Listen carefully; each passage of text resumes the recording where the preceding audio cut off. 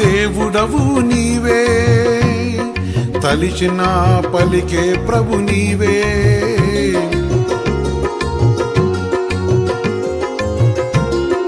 పిలిచిన దేవుడవు నీవే, తలిచిన పలికే ప్రభు నీవే. అలనాడు నీవు నిలసితివి, వెతుకుతున్న మరియను కనుగొంటివి.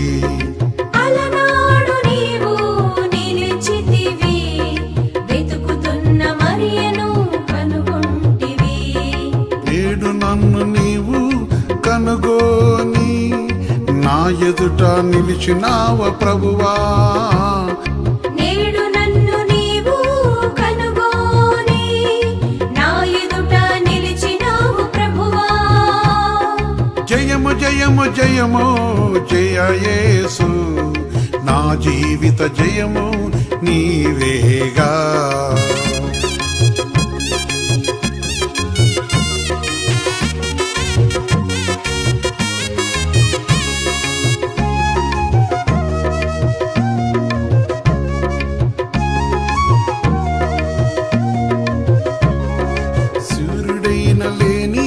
చంద్రకాంతి కాని నిలిచే యేసువు నీవే.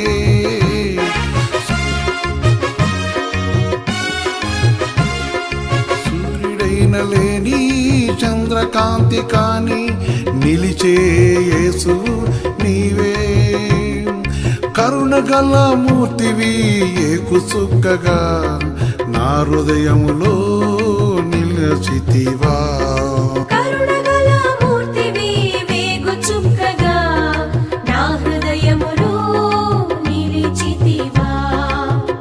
జయము జయము జయ యేసు, నా జీవిత జయము నీవేగా.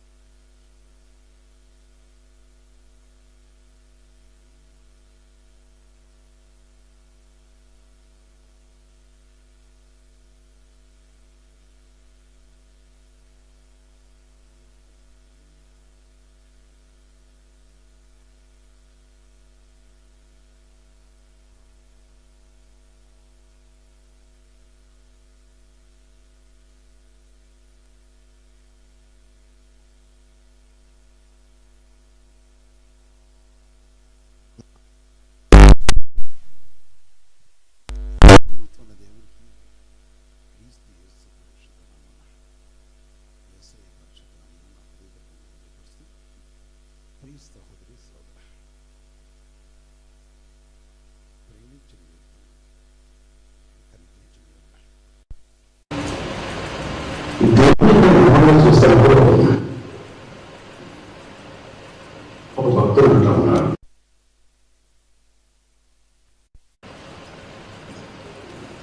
దేవుని విషయం పరిశుద్ధాత్మ దేవుని విషయమై ఆయన చదివిస్తున్న మాటలు చూసినప్పుడు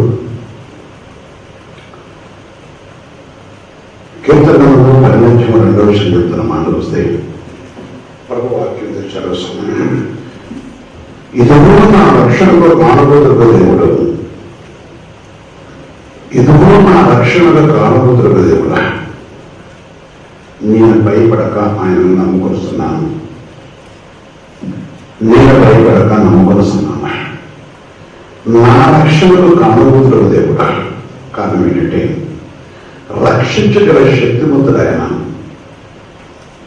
కలిగించగల శక్తివంతుడైన, మన జీవితంలో మనకు మేలించేటకు సహాయం చేయగల సమర్థుడు. అందుకని భక్తులు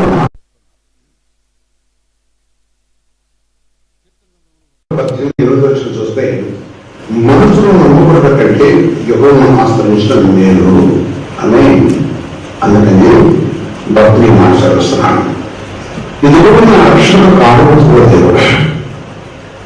మనసులో నమ్ముకున్నడం కంటే యెహోవాను ఆశ్రయించడం మేలు. దేవుని ఆశ్రయించడంలో మనం కలిగే మేలు, దేవుని మాటపై ఆధారపడడం మనం కలుగుతున్న మేలు, దేవుని మాటలను మనం రక్షించడం మనం దొరుకుతున్న ఒక గొప్ప మేలు. దేవుని మాటపై మనం ఆధారపడి ఎదురు చూస్తున్నప్పుడు దేవుడు మనకు కలిగించే గొప్ప విషయము. ఆయన పరిశుద్ధుడు, ఆయన సర్వోత్తమైన దేవుడు.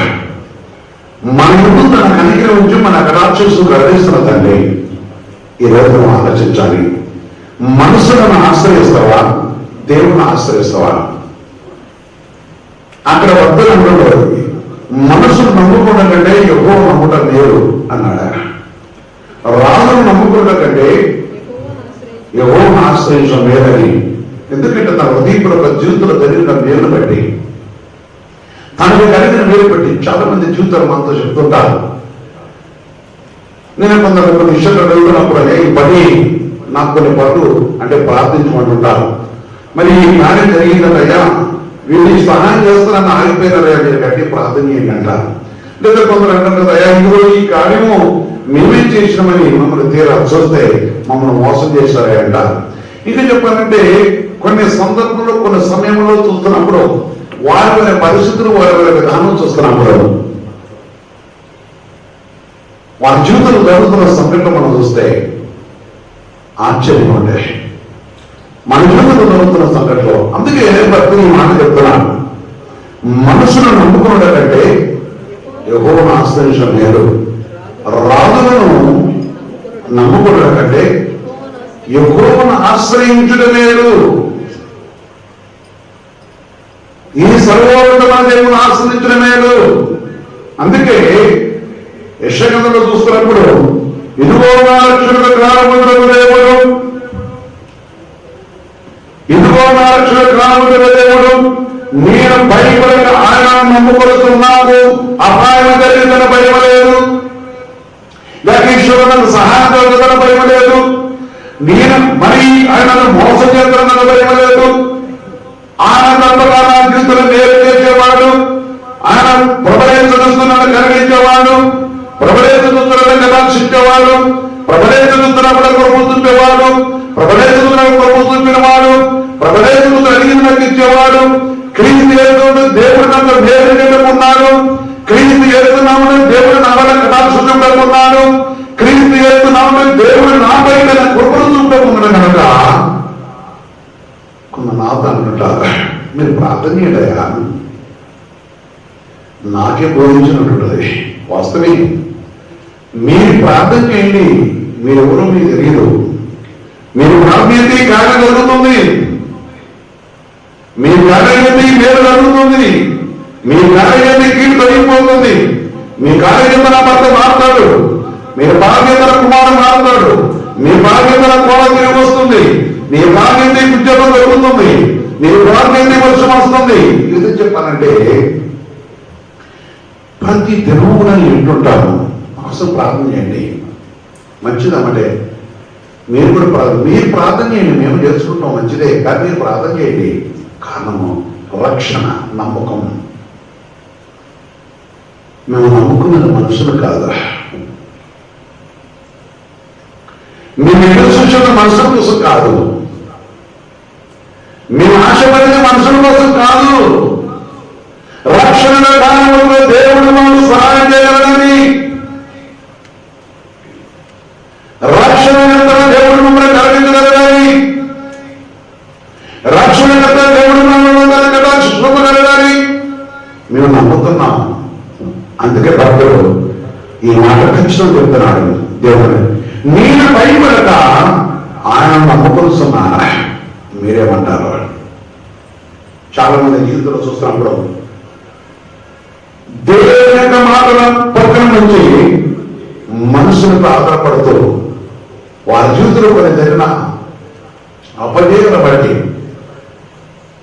వారి ప్రయత్నంలో సఫలం కానీ ఎప్పుడు అవడం వలన మనుషులకు ఆధారపడి దేవుని విడిచిపెట్టి వారు ఉన్నారా? ఈరోజు ఒక భయంకర దుఃఖంలో ఉన్నవారు ఉన్నారా? ప్రియ సోదరి సోదర, ఆయన పరిశుద్ధుడు, ఆయన పరిశుద్ధ నామం ఘనమైన నామం, ఆయన కృపల నామం శ్రేష్టమైన నామం, ఆయన సన్నిధి కాంతి విలువైనది. అవును, ఆలోచించండి. ఈరోజు దేవుడు దగ్గరించిన వాగ్దానము భక్తులు అంటా ఉన్నాడు, భయపడక యెహోవా, దేవుడు మాట తెలుస్తుంది, యెహోవా నాకు బలము, ఆయనే నా కీర్తన కాస్పదము, ఆయన నాకు రక్షణాధారమైన ఉన్నాడు, ఆయన నాకు రక్షణాధారమైన యెహోవా నా బలము,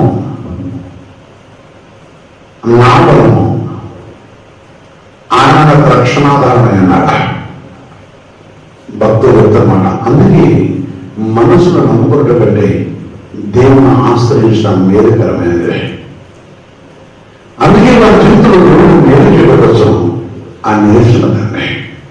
ఈరోజు మన వెడన, ఈరోజు మన మీద దేవుడు చూపే ప్రేమ, మనపై ఉన్న ప్రేమ,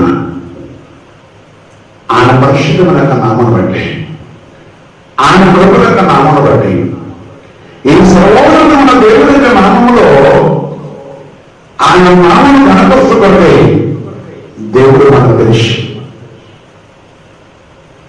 దేవుడు మనకు కరుణించి, దేవుడు మన కటాక్షించి, దేవుడు మనపై తన కృప ఉంచి, దేవుడు మన ఎందుకు తన కటాక్షించి ఆ మాట జరిపిస్తున్నాడా? కరుణిస్తున్న దేవుడా, మీకు సహాయం చేసే దేవుడు, నేను మోచించదండి. కొన్ని జీవితాలు మనం చూస్తున్నా, పరిశుద్ధ కొందరు భక్తులు చూస్తున్నా. నిబద్ధేజర్, ఒకవేళ మా దేవుడు మమ్మల్ని రక్షింపబోయాను, మమ్మల్ని రక్షించగల సమర్థుడు, మమ్మల్ని రక్షించగల సమర్థుడు, ఒకవేళ మమ్మల్ని రక్షింపబోయాను, నీ భక్తులపైన ఆధార మేము మొక్కం, నీకు జీవనాల దేవుడు విధమై ఉన్నాం. అది వారి సాక్ష్యం. కొందరు మాతో చెప్తున్నారు, పోయా ఆ ఉద్యోగం కొన్ని కొందరు నుంచి దూషిస్తుంటారు. కొన్ని స్థలాలలో నువ్వు చేయబట్టే మా కుటుంబం విడిపోయిందంటారా, నువ్వు చేయబట్టే విడిపోయావు. అవునా? వాస్తవమే. యేసు ప్రభు అగ్గివేయకు వచ్చాడు, ఆ సంగతి వల్ల తెలియదు. చాలా మంది జీవితాలు చూస్తున్నప్పుడు ఈ కొందరు అంటుంటారు, మేమందరూ పడాలంటే పోయి మేమందరూ ఏకరీతిగా ఉండేవాళ్ళం. ఇది గురువు, మీరు మేము అనుకున్న కాడికి రావట్లేదా? అందుకు కాలవడం నువ్వే అంటే నేనంటాను చాలాసార్లు కూడా, రక్షణకర్త వాళ్ళ తోడే ఉన్నాడు అంటారు. ఆయన చెబుతున్నమాట. అంత్యకాల దినంలో తల్లికి పిల్లకి తల్లి కానీ అంటే ఒకరి వేక్షలు తీసుకుని ఎవరైతే క్రీస్తు మాట అంగీకరిస్తూ ఆ మాట కోసం నిలిచి ఉండాలి, వారు ఎప్పుడూ ఆనందిస్తూ ఉండాలి. కొందరు అవకాశవాదులు సమయానుకూలం బట్టి మాట్లాడుతూ ఉంటారు. నేను చాలా మంది చూస్తుంటారు, సొంత వర్గాన్ని బయట వర్గాన్ని కావచ్చు. ఎవరైతే మాట్లాడినా అసలు సృష్టికర్త అయిన దేవుడు మనతో ఉన్నాడా. అందుకని వారిపై వారు ఆధారపడే వారు చూస్తున్నాం. భక్తులు అంటారు కదా, దేవుని యొక్క మాట ప్రకారం చూస్తున్నప్పుడు, పరిశుద్ధాత్మ దేవుని యొక్క సన్నిధిలో మనం చూస్తున్నప్పుడు రక్షణకు అనుభూతుల దేవుడా. యెషయాను 20:13 చూస్తే, యెషయాను 8:13 చూసినప్పుడు దేవుడు ఆజ్ఞాపిస్తుంది, సైన్యములకు యెహోవాయే పరిశుద్ధుడు అనుకునే. సైన్యములకు యెహోవాయే పరిశుద్ధుడు అనుకునే అనుకోండి. మీరు భయపడవలసింది ఆయనే, ఆయన కోసమే, ఆయన కొరకే దిగులు పడవలెను. అప్పుడు ఆయన మీకు పరిశుద్ధ స్థలములో ఉండను. ఆయన దిగులు పడవలను, ఆయన మానవుల దిగులు పడవలను, ఆయన మానవులు ఉన్నారేమా, ఆయన కట్టడలు ఇస్తున్నారేమా, ఆయన బతుకులు ఉండవలేమా, ఆయన సన్నిధిలో ఉన్నవారేమా. ఎప్పుడైతే మనం విషయాన్ని చేసుకుంటామో, ఎప్పుడైతే మనం కడుక్కుంటామో, ఎప్పుడైతే మనం శుద్ధిపరుచుకుంటామో, ఎప్పుడైతే మనం ప్రభువులతో పవిత్రపరుచుకుంటామో, అప్పుడు ఆయన మనకు పరిశుద్ధ స్థలమై ఉన్నాడు. ఆమేన్. ఈ రోజు నీ గృహంలో కూడా ఆయన పరిశుద్ధుగా ఉన్నాడా?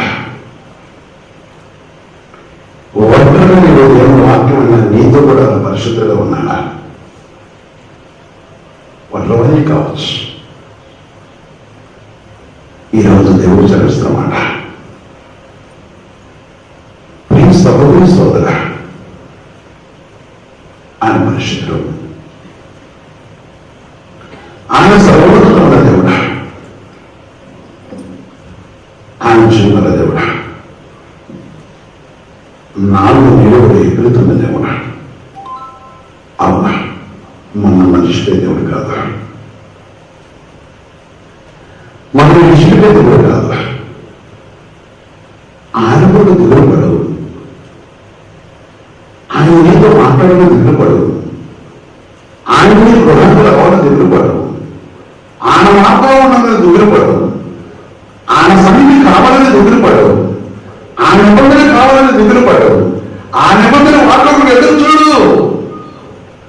అప్పుడు ఆయన నీకు పరిశుద్ధ స్థలంలో ఉన్నాడు, నీవు పరిశుద్ధుడు వేదన్నావు ఆయన కోసం. అంతేకాని నీ మీద నువ్వు ఆధారపడటం దేవుడికి ఇష్టమైనది కాదా.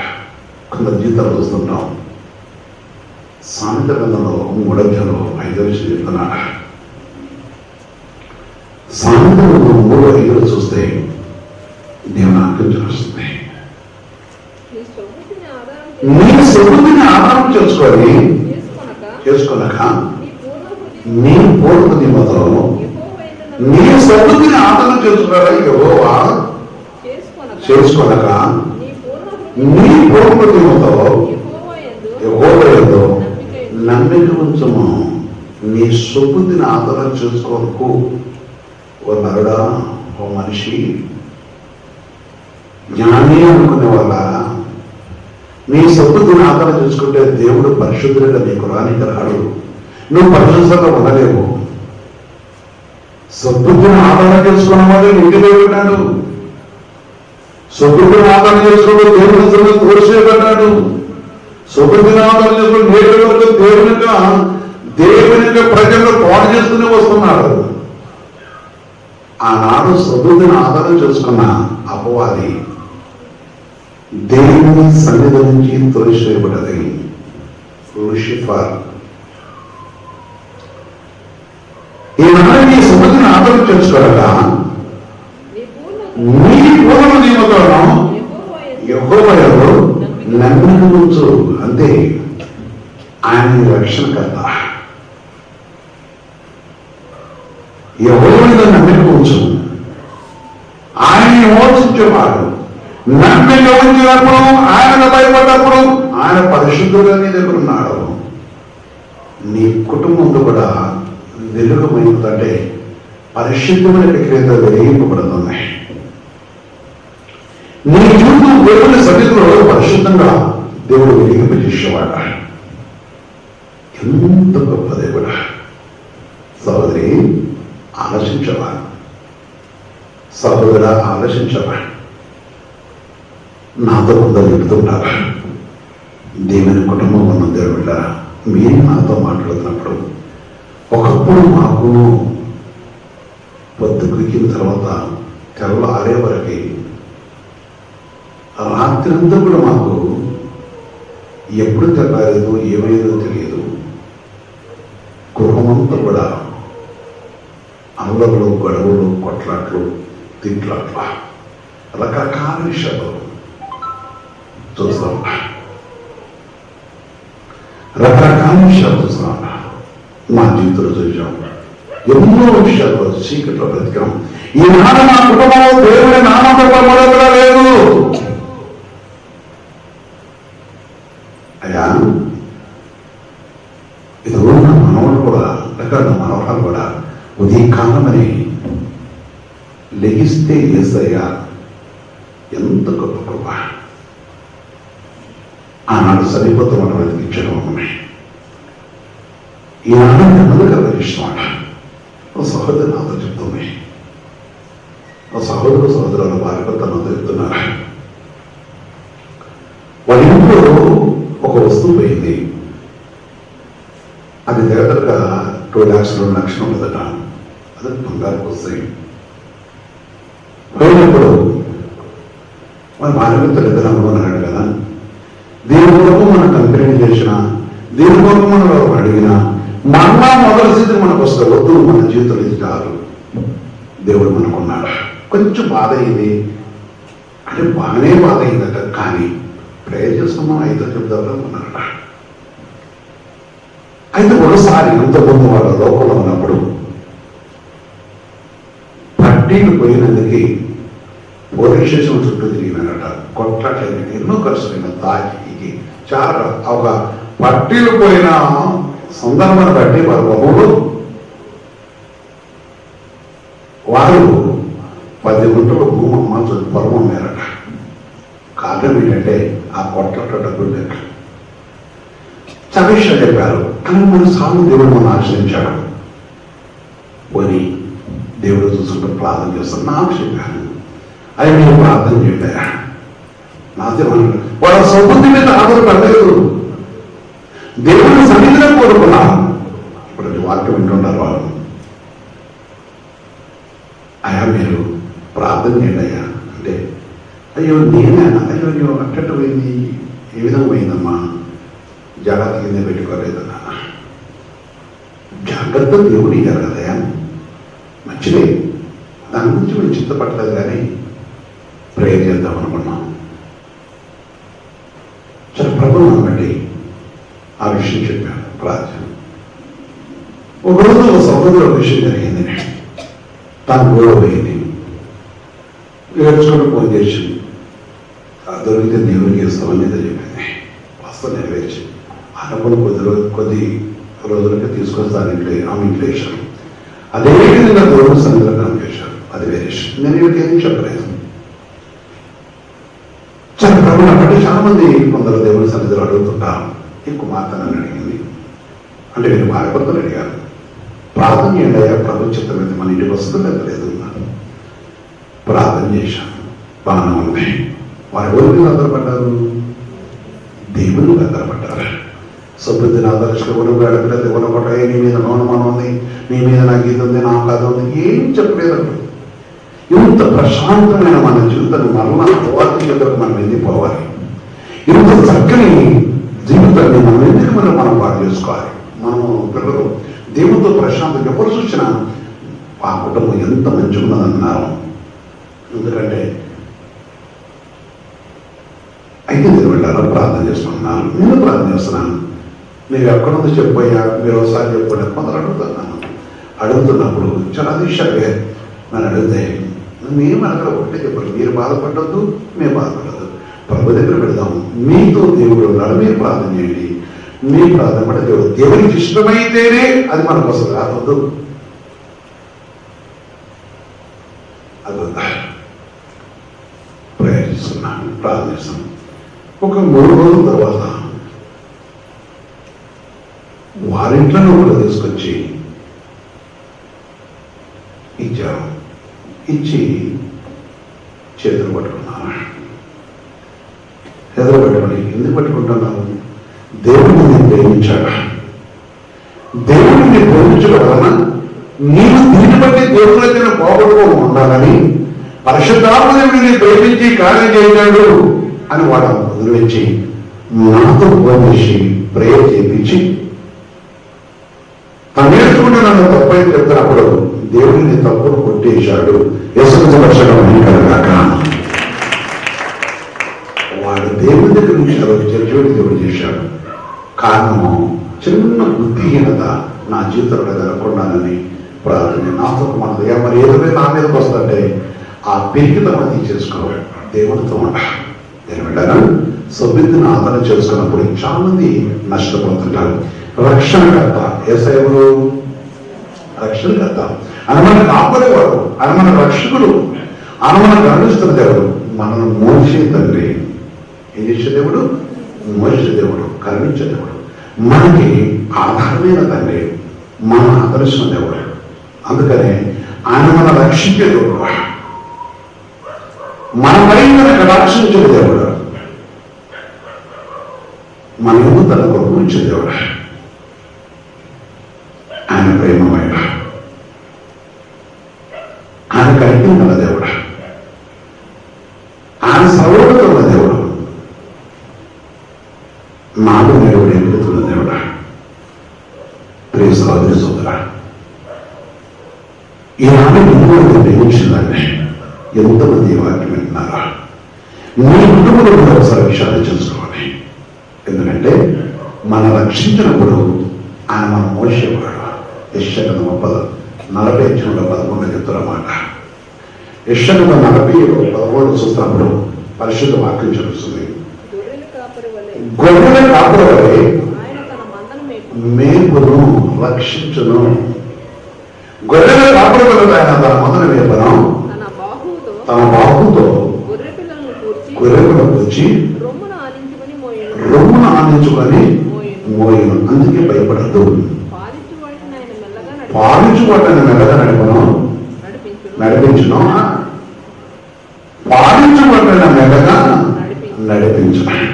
కనుక ఆయనకంత జాగ్రత్త మన విషయంలో, మన మీద ఆయనకి ఎంతో జాలి.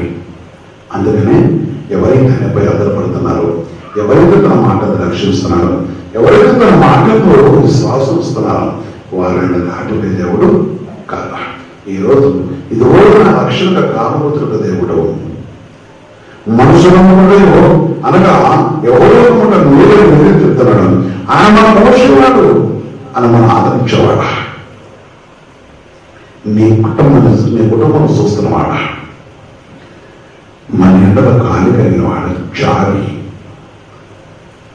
ఎవరినైనా కావచ్చు, మీరెంత ఉన్నతమైన కావచ్చు, దేవుని ప్రేమ కావాలి.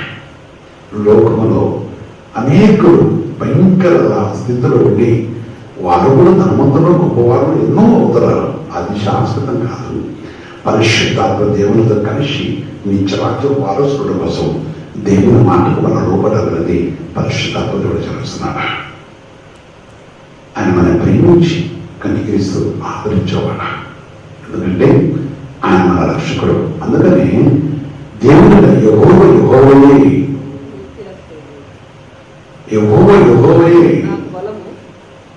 సహోదరి సోదర, యెషయా 26:4 చెప్తున్నాడు.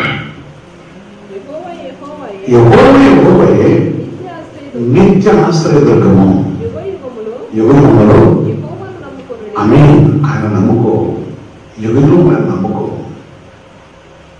నిత్య ఆశ్రయదుర్గమా, ఆశ్రయమైన వాడు, ఆదరించే దేవుడు, నీకు తోడేమున్న దేవుడు, నేను ఖండించే దేవుడు, నేను కనపరిచే దేవుడు, ఈ వెడలంతా కటాక్షించి కనిపించే దేవుడు, నీ మీద నాకు ఉపయోగించి నేను కనిపించున్నాను.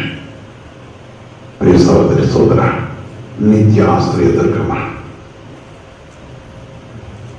ప్రేమల దేవుడు, సర్వోన్నత దేవుడు, సర్వశక్తి దేవుడు, సర్వలోక రక్షకుడైన దేవుడు, ఆశ్రయమైన దేవుడు, నాలో నీడు ఎదుగుతున్న తండ్రి. అందుకనే రక్షణ పొందుడే. అపొస్తలుల కార్యములు 2:40 చూస్తాయి. ఈ ఆశ్రయంలో ఉన్నారంటే, ఈ ఆశ్రయంలో బలమైన దేవుడితో ఉన్నారంటే వాక్యం జరుగుతుంది.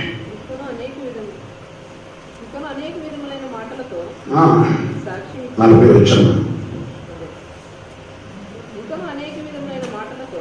మాటలతో సాక్ష్యం ఇచ్చి మీరు మూర్ఖులు లోక వేరే రక్షణ పొందరని ఆమె అపసరం పేతురు గారు వారిని హెచ్చరిస్తా ఉన్నాడా. మనం కూడా నిత్య ఆశ్రయంలో ఉన్నారంటే, ఆశ్రయంలో దేవుడితో కలిసి ఉన్నారంటే, మనసులను మూర్ఖులు నమ్ముకోవడం కాదు కానీ మూర్ఖ సభల వరకు కాదు కానీ వారికి వేరే రక్షణకర్తగా దేవతలు మనం రక్షణ పొందినప్పుడు ఆయన మన నిత్యము నడిపిస్తూ ఆదరిస్తూ ఆదుకుంటూ బలపరిచి ఆశ్రయించి ప్రతిరేసేవాడు. ఆయనకు కూడా మనం నడిపిస్తాం, మనం దీవించడం ఇష్టపడుతున్నవాడు. దేవుళ్ళారా, ఈ సమయంలో ఆలోచించాలి. మరి ఈ సృష్టికర్త దేవుని యొక్క బట్టి ఆయన మనకు రక్షణకు కానుకూతూ ఉన్నాడు. ఆయన నిత్యం కూడా మనం నడిపించే దేవుడు కనుక నీవు రక్షణ పొందడం ప్రభుత్వం తిరిగినప్పుడు క్రీస్తు యేసు ద్వారా దేవుడు ఎప్పుడు దీవించి ఆశ్రయించేవాడు. అట్టి కృప దేవుడు నీవు నీ కుటుంబానికి అనుగ్రహించున్నాక ఆమె మోకరించి ప్రార్థించున్నాం. ఆశ్రయదుర్గమైన దేవుని దగ్గర మోకరించు.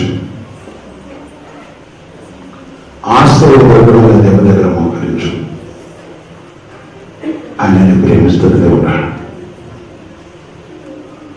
ఆయనని కనిపిస్తున్న దేవుడు. ప్రేమ దేవుడా, చిన్నవారు పెద్దవారు ఈ సత్యమైన దేవుని దగ్గర ఉన్న మనం అందరూ కూడా ఆయన పాదాలు పట్టుకొని ఆయన సన్నిధిలో అడుగుతూ మనం సహాయం చేసేవాడు కదా. అడుగుతావా? నిత్య ఆశ్రయమైన దేవా, నా రక్షణకు కానుకూతమైన దేవా, నేను నిన్నుకున్నాను, ఇదిగో అదలో ఉన్నావు. నాకు నా కుటుంబ విషయమై మా వడలో ఉన్న ప్రేమను బట్టి, మాకు ఇచ్చిన రక్షణ బట్టి మేము నీ త్రోవకుండా ఉండడం మా కార్యము నెరవేర్చిన దేవుడు కదా. దేవుడు మీరు సహాయం చేయమన్నాడు. పరిశుద్ధ పదవి సర్వోన్నతమైన మీ పవిత్ర పాత్ర నాకు చేస్తున్నాం. నీ పరిశుద్ధుల నామూలు ఈ సమయం ప్రథమం జ్ఞాపకం చేసుకొని మా పని నుంచి గొప్ప గొప్పగా ఉన్నారు. ఎవరైతే ఈ సందర్భంలో నీ వాక్యంతో బాగవుతున్నారో ఆ కుటుంబంలో వారు కూడా జ్ఞాపకం చేసుకొని వారికి కావాల్సిన ఆదరణ దయచేసి, అలా ఒకరి మనసు నమ్ముకొని మనతో పేరుంటే, ఒకరి మనసు నమ్ముకొని విడిచిపెట్టేవాడు, ఒకరి మనసు నమ్ముకొని సత్యం విడిచిపెట్టేవాడు అంటే, అయా నీ ఆత్మ కలిగినాక ఆత్మను విడిచిపెట్టి లోకముతో కలిసి ప్రేమించండి. నీ కృప దర్శించండి. ప్రతి వారిని పేరు దర్శించండి. ఈ నాయమంత్రంలో నీ కృప సన్నిధి మంది దయచేసి, నీ కృప సన్నిధి మకాన్ని ఇచ్చి మమ్మల్ని బలపరుస్తుంది, సరిపరచండి. నీ సన్నిధి కాంతి మాకు దయచేయండి. నీ కృపల సన్నిధి కాంతి మాకు దయచేయండి. సరైన ఆధారపడిన కోసం ప్రతి బిడ్డని దర్శించి వారి పనులు తోడుగా కనిపిస్తుంది. ప్రతి వారిని ఆశ్రయించి దిగించి హాస్పిటల్ కూడా కరుణించి దీనికి కనిపించండి. యశోనితో పరిశుద్ధంగా ప్రార్థించడం తండ్రి. ఆమేన్.